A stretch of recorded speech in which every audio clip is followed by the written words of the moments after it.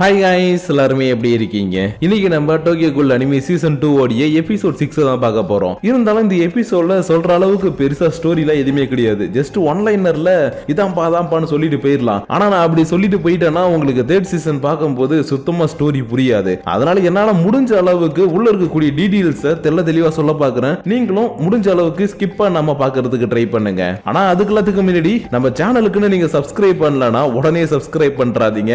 எப்பயும் போலதான் இந்த வீடியோ ஃபுல்லா பார்த்துட்டு நம்ம சேனல்ல இருக்கக்கூடிய மற்ற வீடியோ செக் பண்ணுங்க. அப்போ உங்களுக்கு பிடிச்சிருந்தா மட்டும் சப்ஸ்கிரைப் பண்ணி பெல் ஐகான் ஆன்ல வச்சுக்கோங்க. அது கூட சேர்த்து நம்ம சோஷியல் மீடியாவோட லிங்க் எல்லாம் கீழே டிஸ்கிரிப்ஷன்ல இருக்கு. அதை யூஸ் பண்ணி ஃபாலோ பண்ணணும்னு தோணுச்சுனா மட்டும் ஃபாலோ பண்ணிக்கோங்க. ஏன்னா நீங்க பார்த்துக்கிட்டு இருக்கிறது இன்ஃபினிட்டி அனிமேஷன் சேனல். வாங்க கைஸ், டைம் வேஸ்ட் பண்ணாம இந்த எபிசோடுக்குள்ள போயிடலாம். சோ இந்த எபிசோட் ஓபன் பண்ணதும் ஈக்குனோரியை நம்ம காணிக்க பிடிச்சு போட்டு பொழந்து எடுத்ததுனால ஹாஸ்பிட்டல் அட்மிட் பண்ணி ட்ரீட்மெண்ட் பண்ணிட்டு இருக்காங்க. பட் இவருக்கு தான் எதுவுமே ஆகல இல்லையா? அதனால அம்மா இவர் பக்கத்துல வந்து உட்காந்துக்கிட்டு, சார் உங்களுக்கு எதுவுமே ஆகல சார், நல்ல வேலை சார், உங்களுக்கு அதாயிடுச்சு இதாயிடுச்சுன்னு ரொம்ப பயந்தேன், இப்ப பரவாயில்ல நீங்க நல்லா இருக்கீங்கன்னு ரொம்ப சென்டிமெண்டா பேசவும், தம்பி சென்டிமெண்ட்லாம் வேணாம், நம்மளுக்கு இப்ப தேவையானது எல்லாமே அந்த கோல் எப்படி இப்படி மாறுச்சுன்றது தான். ஏன்னா அந்த கோலுடைய உடம்புல இருந்து காக்குச்சா மட்டும் வெளியில வரல, அது கூட சேர்த்து வித்தியாசமான ஏதோ ஒன்று வெளியில வந்துச்சு. அதனால இங்க பாரு அம்மான், அந்த பையனை மட்டும் கேர்லெஸ்ஸா எடுத்துக்காத, அந்த பையன் கிட்ட ஏதோ ஒன்று வித்தியாசமா இருக்குது, அதனால நம்ம கொஞ்சம் ஜாக்கிரதையா தான் அவன் கூட மோதணுன்ற மாதிரி இவன் கிட்ட சொன்னதும் அம்மானும் சரி ஓகே சார், நீங்க உங்க உடம்ப பாத்துக்கோங்க, நான் சீக்கிரமா என்னால முடிஞ்ச டீடைல்ஸ் எல்லாம் கேதர் பண்ணி அந்த கோலை அழிக்கிறதுக்கான வழியை கண்டுபிடிக்கிறேன்னு சொல்லிட்டு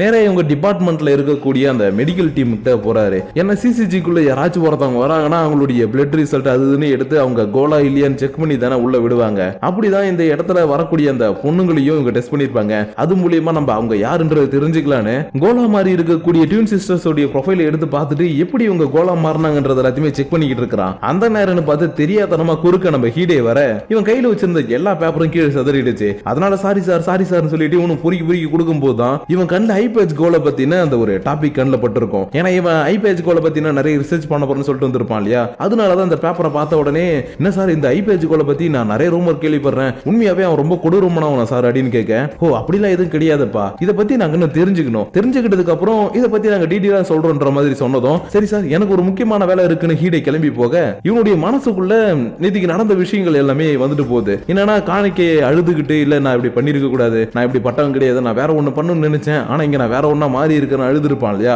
அந்த விஷயங்கள் எல்லாமே ஞாபகம் வந்ததும் அவன் கொஞ்சம் நல்லவன் தான், பட் நாங்க எல்லாருமே எதிர்க்கக்கூடிய கோலா பிறந்துட்டான், அதனால எங்களுக்கு இப்ப வேற வழி இல்ல, அவனை கொன்னுதான் ஆகணும்னு இவன் காணிக்கையை கொல்றதை பத்தி யோசிச்சுட்டு போயிட்டு இருக்க. இன்னொரு பக்கம் காணிக்கை தனக்குள்ள இருக்கக்கூடிய அந்த காகுஜா பவரை கட்டுப்படுத்த முடியாம ரொம்பவே திணறிக்கிட்டு இருக்கிறான். ஏன்னா இவனையே அறியாம தான் இவனுக்குள்ள இருக்கக்கூடிய அந்த காகுஜா பவர் எல்லாம் வெளியில வந்துகிட்டு இருக்குது. அதனாலதான் எப்படி இதை கண்ட்ரோல் பண்றதுன்னு தெரியாம இந்த பக்கம் இவன் ரொம்பவே கஷ்டப்பட்டுக்கிட்டு இருக்க. இவன மாதிரி தான் இன்னொரு பக்கம் இருக்கக்கூடிய அகிரா மாடோ கொஞ்சம் கஷ்டப்பட்டுக்கிட்டு இருக்கிறா. ஏன்னா இவளுடைய அம்மாவையும் அப்பாவையும் கொன்னது கோல்ஸ், அது போக மெயினா இவளுடைய அம்மாவை கொன்னது ஒன்னை அவள். அதை இப்ப ரொம்ப வருஷத்துக்கு அப்புறம் பார்த்திருக்கா இல்லையா? அதனால இதை பார்த்ததுல இருந்தே இவளுக்குள்ள ஒரு கோபம் வந்துகிட்டே இருக்குது. அதே நேரத்தில் ஒரு பயமும் இருக்குது. ஏன்னா அது ரொம்பவே பெரிய அவள், அதை எதுக்கிறதுக்கு யாராலுமே முடியாது. இருந்தாலும் நம்ம குடும்பத்தோட இந்த நிலைமைக்கு காரணமான அந்த அவளை நான் சும்மா விட போறது கிடையாது. கண்டிப்பா ஏதாச்சும் ஒரு வழியை கண்டுபிடிச்சு அந்த அவளை நான் கொல்லுவேன்பா, இது நம்ம குடும்பத்து மேல பிராமிஸ்னு சொல்லிட்டு இவ திரும்பவும் ஆபீஸை நோக்கி வந்துகிட்டு இருக்க. இன்னொரு பக்கம் இந்த ஷூஷு இருக்கான் இல்லையா, அவன் ஜூல உட்காந்துக்கிட்டு இங்க இருக்கக்கூடிய அந்த விலங்குகள் எல்லாத்தையும் ஸ்கெட்ச் பண்ணிக்கிட்டு இருக்கிறான். அப்பன்னு பார்த்து இங்க இருக்கக்கூடிய ஒரு குட்டி பையன் தன்னுடைய அப்பா கூட சந்தோஷமா விளையாடுறத பார்த்ததும் இவனுக்கு பாஸ்ட்ல நடந்த விஷயங்கள் எல்லாமே இப்ப ஞாபகம் வர ஆரம்பிக்குது. ஏன்னா இவனை சிசிஜில இருக்கிறவங்க ரெக்கவர் பண்றதுக்கு முன்னாடி இவன் கோல்ஸ் எல்லாம் சண்டை போடக்கூடிய ஒரு இடம் இருக்கும் இல்லையா, அந்த இடத்துல தான் மாட்டிக்கிட்டு இருந்தான். அதாவது ஷூ ஒரு தடவை காணிக்கையவ சண்டை போடுறதுக்காக ஒரு இடத்துக்கு கூட்டிட்டு போயிட்டு சண்டை போட விட்டு இருந்திருப்பான் இல்லையா, அதே இடத்துல தான் இவனை ஒரு கோல் ரொம்ப நாளாவே வளர்த்துக்கிட்டு இருக்கும், அதுவும் மத்தவங்களை கொல்றதுக்காக. அதனால என்ன பண்ணுனா எப்பயுமே இவனுக்கு வந்து வழி தெரியக்கூடாது, இவன் ஒரு சைக்கோபாத்தா இருக்கணும்ன்றதுக்காக இந்த கோல் என்ன பண்ணும், இவனை சைக்கோபாத் மாதிரி தினமும் ராத்திரி டார்ச்சர் பண்ணிக்கிட்டே இருக்கும். இதனால இவன் என்ன பண்ணுவான், மறுநாள் ஜெயிக்கணும்ன்றதுக்காக எல்லாரையுமே போட்டு தள்ளுவான். இப்படிதான் சைக்கோபாத்தா இவன் தெரிஞ்சுக்கிட்டு இருக்கும் போது இவனை காப்பாத்துறதுக்காக சிசிஜில இருக்கிறவங்க வந்திருப்பாங்க. சொல்ல போனா இங்க இருக்கக்கூடிய கோல்ஸை போட்டு தள்ளுறதுக்கு தான் வந்தாங்க. அந்த நேரம்னு பார்த்து சிசிஜி கூட வந்திருக்கக்கூடிய யூகினோரி இவனை பார்த்ததும், ஐயோ ரொம்ப சின்ன பையனா இருக்கானே, இவனை நம்ம அட்டாக் பண்ண வேணாம், இவனை நம்ம கூடவே கூட்டிட்டு போயிடலான்னு இவங்க ஒரு ஆஃப்னேஜ் வச்சிருக்காங்க இல்லையா, அந்த ஆஃப்னேஜ்ல சேர்க்கறதுக்காக இவனை இட்டுட்டு வந்திருப்பாரு. ஆனா இங்க இருக்கிறவங்க எல்லாருமே எக்ஸாமின் பண்ணி பார்த்துட்டு, ஐயோ இந்த பையனை சேர்த்துக்கவே முடியாதுங்கன்னு ஒத்தகால நிக்கிறாங்க. ஏன்னா இவனை செக் பண்ணி பார்க்கும்போது தெரிஞ்சு போயிடுச்சு இவன் ஒரு சைக்கோ பாத்துன்னு. அதனால இந்த மாதிரி ஒரு பையனை நார்மலா இருக்கவங்க கூட விட்டா மத்தவங்களையும் இவன் சைக்கோ பாத்தா மாத்திடுவான். அப்படி இல்லைன்னா இவனுக்கு இருக்கக்கூடிய சைக்கோ பாத்து அதிகமாயிட்டு எல்லாருமே போட்டு தள்ளிடுவான். அதனால இவனை இங்க சேர்த்துக்க முடியாதுன்னு சொன்னாலும் ஈக்குனோரி தன்னுடைய பவரை யூஸ் பண்ணி இங்க பாருங்க, இந்த பையனை இங்க சேர்த்துக்கிட்டே ஆகணும், அப்படி இல்ல உங்களால சேர்க்க முடியல சொல்லுங்க, அவனை அவனை நான் தத்து எடுத்துக்கிறேன்னு இவனே இவரை தத்து எடுத்து இந்த ஸ்கூல்ல இவரு சேர்த்து விட்டு இருந்திருப்பாரு. ஆனா இயக்குனரி தன்னை தத்து எடுத்திருக்கிறாருன்ற விஷயம் இவன் கொஞ்சம் வளர்ந்ததுக்கு அப்புறமேட்டு தான் இவனுக்கு தெரிய வந்திருக்கும். அதனாலதான் இந்த அப்பாவையும் பையனையும் பார்த்ததுக்கு அப்புறம் இவனுடைய பாஸ்ட் லைஃப்ல நடந்த விஷயங்கள் எல்லாத்தையுமே இப்ப இவன் நினைச்சு பார்த்துக்கிட்டு இருக்கும்போது என்னப்பா போலாமான்னு இந்த இடத்துல இயக்குனருடைய வாய்ஸ் கேக்குது. ஏன்னா இவருக்கு தான் எந்த ஒரு அடியும் படல இல்லையா, அதனால இவரை சீக்கிரமா டிஸ்சார்ஜ் பண்ணி அனுப்பிட்டாங்க. இதுல வேற இன்னைக்கு ஒரு நாள் லீவ் எடுத்துக்குங்கன்னு இவருக்கு லீவ் வேற கொடுத்திருக்காங்க.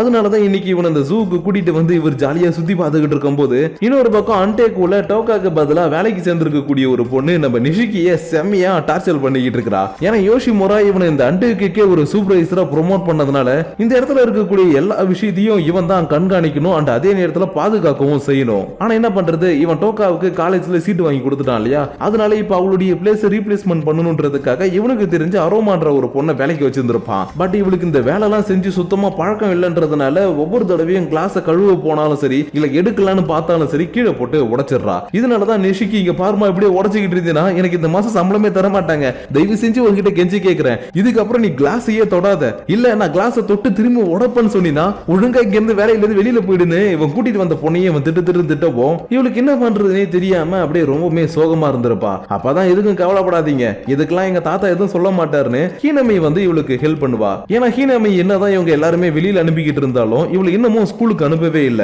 அதனாலதான் இந்த மாதிரி பிரச்சனை நடந்தது இவ வந்து இவளுக்கு ஹெல்ப் பண்ணிக்கிட்டு இருக்க.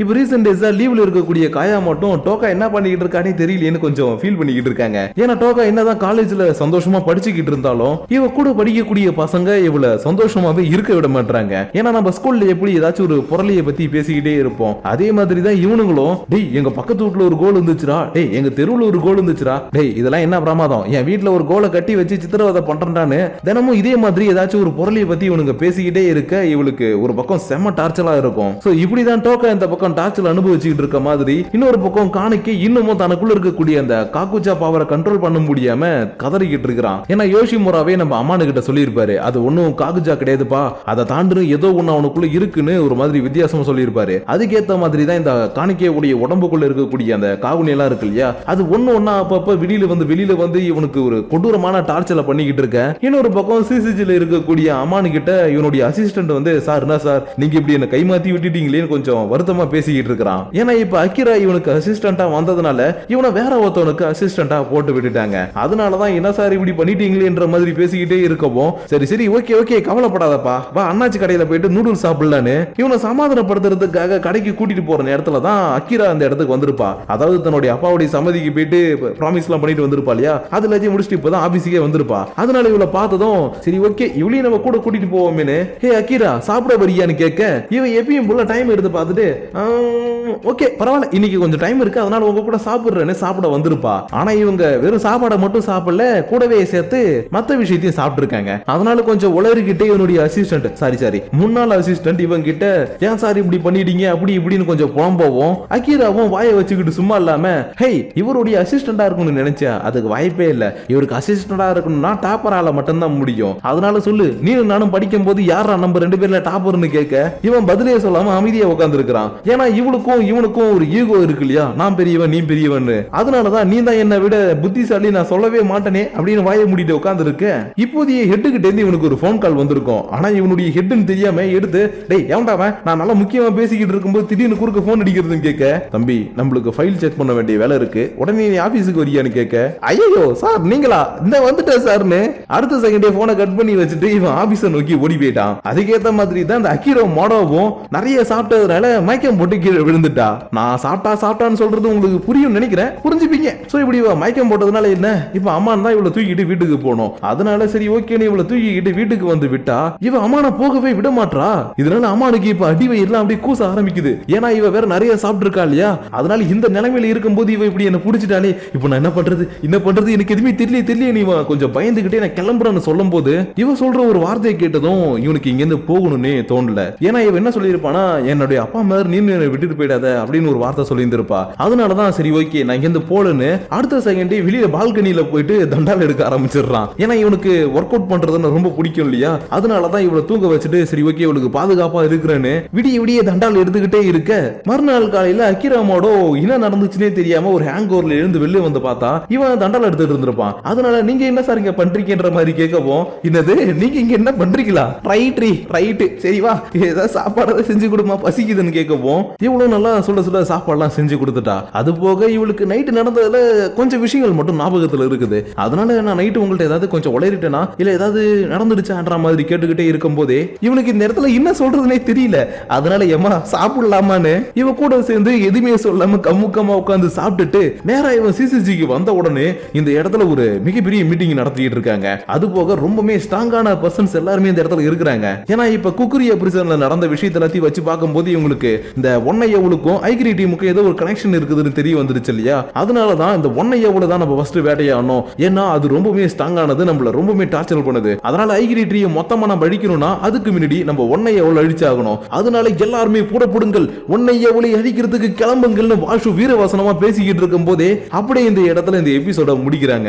சோ கைஸ், இன்னைக்கு நம்ம பார்த்த இந்த எபிசோட் உங்களுக்கு பெருசா பிடிச்சிருக்குமான்னு எனக்கு தெரியல. ஏன்னா இதுல தேர்ட் சீசனுக்கான நிறைய லீட் அப் உள்ள அங்கங்க அப்படியே மறைச்சு கொடுத்திருக்காங்க. சோ இத இப்ப பார்க்கும்போது உங்களுக்கு புரியாது. ஆனா நீங்க தேர்ட் சீசன் பார்க்கும்போது கண்டிப்பா உங்களுக்கு இதுக்கு தான் அந்த சீனை காட்டினாங்களா அப்படின்றது புரியும். சோ நான் சொன்னதெல்லாம் இப்ப நீங்க தெளிவா கேட்டுக்கிட்டீங்கல்ல, இல்ல ஸ்கிப் பண்ணிட்டு வந்து பாத்தீங்களா, எதுவா இருந்தாலும் பரவாயில்லங்க. நீங்க டீடைல்ஸ் தெரிஞ்சுக்கணும்னு நினைச்சீங்கன்னா கண்டிப்பா இன்னொரு தடவை வீடியோ திரும்பி பாருங்க. அப்பதான் உங்களால தேர்ட் சீசன் பார்க்கும்போது ஸ்டோரியை தெளிவா புரிஞ்சுக்க முடியும். அது போக இந்த வீடியோவுல நிறைய இடத்துல நான் டைலாக் ஃபிக்ஷனா மாத்திட்டேன். ஏன்னா உள்ள இருக்கக்கூடிய டைலாக் அப்படியே சொன்னா ஒரு அளவுக்கு 18+ இருக்கும். அதனால முடிஞ்ச அளவுக்கு என்னுடைய பாணியில நான் கொஞ்சம் ஃபிக்ஷனா டைலாக் எல்லாத்தையும் மாத்திட்டேன். சோ அது எல்லாமே உங்களுக்கு பிடிச்சிருக்கும் நினைக்கிறேன். அப்படி பிடிச்சிருந்ததுன்னா மறக்காம எப்பயும் போல இந்த வீடியோ பத்தின உங்களுடைய பர்சனல் தாட்ஸ் அண்ட் வியூஸை கீழே இருக்கக்கூடிய லைக் ஷேர் பட்டனை தட்டி விட்டுட்டு அதுக்கும் கீழே இருக்கக்கூடிய கமெண்ட் செக்ஷன்ல மறக்காம கமெண்ட் பண்ணுங்க. அப்படி நீங்க பண்ணக்கூடிய அந்த கமெண்ட்ஸ் மூலியமா நான் சின்ன சேஞ்சஸோட உங்களை நான் நெக்ஸ்ட் எபிசோடோட வந்து மீட் பண்ற வரைக்கும் உங்களிடமிருந்து விடைபெறுவது உங்கள் நான்.